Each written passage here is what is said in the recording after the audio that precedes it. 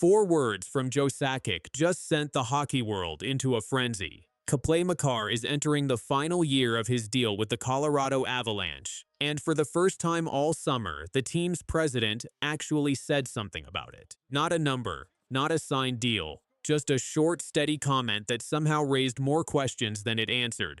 Is Makar about to become the highest-paid defenseman in NHL history? And why has Colorado's front office been so quiet about it until now? Let's rewind, because to understand why this is such a big deal, you have to understand what Makar actually means to this franchise. He grew up near Calgary, played junior hockey with the Brooks Bandits, then took the unusual route of going to college at UMass instead of major junior.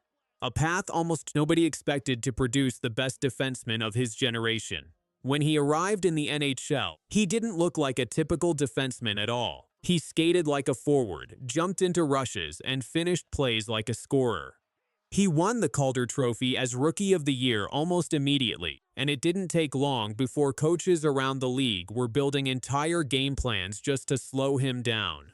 Most nights, it still didn't work. He's won the Norris Trophy twice as the league's best defenseman. He's won the Conn Smythe as playoff MVP. He's got a Stanley Cup ring, and he's only 27. That puts him in genuinely rare company. The only other player to be a Norris finalist at least 6 times in his first 7 seasons is Bobby Orr. Last season, he put up 79 points in 75 games, finishing second in Norris voting behind Columbus's Zach Werenski. By almost any measure, he's the most valuable non-goalie on Colorado's roster, which is exactly why this contract matters so much. Right now, Makar is finishing a 6-year, $54 million deal signed back in 2021, carrying a $9 million cap hit. On July 1st, he became eligible to sign an extension. That was nearly 2 months ago, and in that stretch, fans and insiders have been speculating nonstop about whether Colorado's best player might actually test free agency next summer.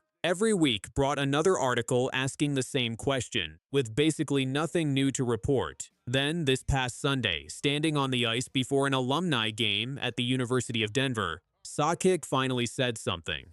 "We continue talking," he told reporters. "I'm pretty confident that he'll be signed before the season starts." It's not a bombshell. It's not a resolution. But after 2 months of near silence, it's the clearest sign yet that both sides want this done before training camp. Here's where the money gets interesting. The salary cap sits at $104 million this season, and it's expected to jump again after that, possibly by another $12 million or more. That kind of cap space changes what a superstar contract looks like, and GMs across the league are already planning around it. Last September, Kirill Kaprizov signed an 8-year, $136 million deal with Minnesota, $17 million a year. That contract hasn't even started yet, and it already reset the market for what a franchise cornerstone costs. Meanwhile, in Tampa, the Lightning are reportedly bracing for their own tough negotiation with Nikita Kucherov. The top of the market is about to move. Makar isn't a winger chasing goals. He's a 2-time Norris winner who's also one of the most dynamic offensive players in the sport, full stop, regardless of position.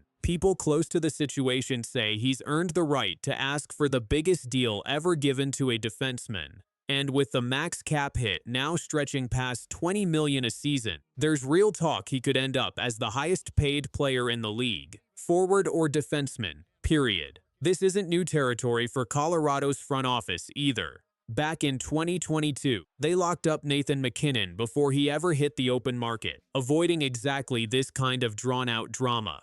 That deal them together fast. This one hasn't, and that gap is part of why fans are dissecting every word Sakic says at a microphone. Picture the moment that made Makar's name in his rookie postseason, jumping into a 2-on-1 rush, roofing a shot far side like it was nothing, a defenseman skating like a top-line winger and finishing like 1-2.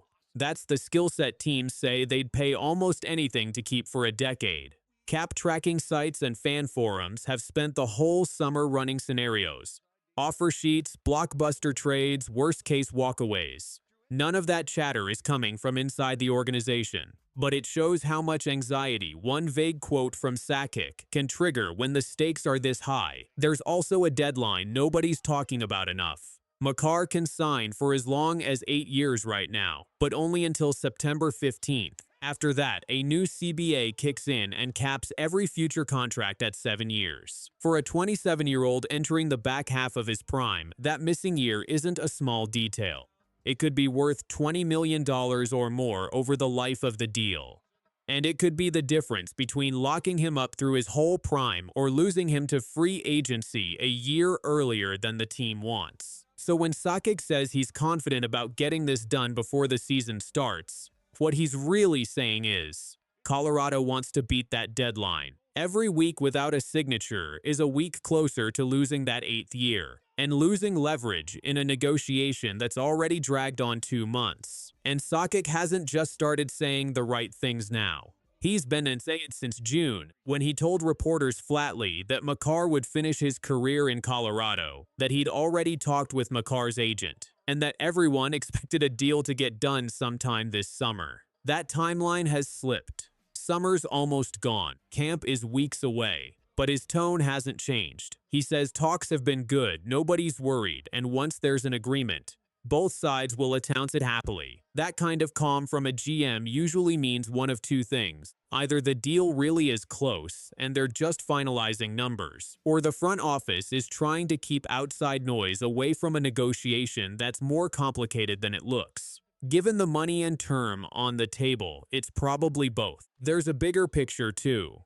Colorado came painfully close to another deep run last season before losing in the Western Conference Final to Vegas, a series where Makar himself was limited by an upper body injury. Since then, the team brought in Dave Hochstahl to fix a power play that finished 27th in the league, and they're banking on a full healthy season from Nazem Kadri, whose midseason trade acquisition helped that power play down the stretch. The front office clearly believes this roster is one superstar extension away from being a real contender again.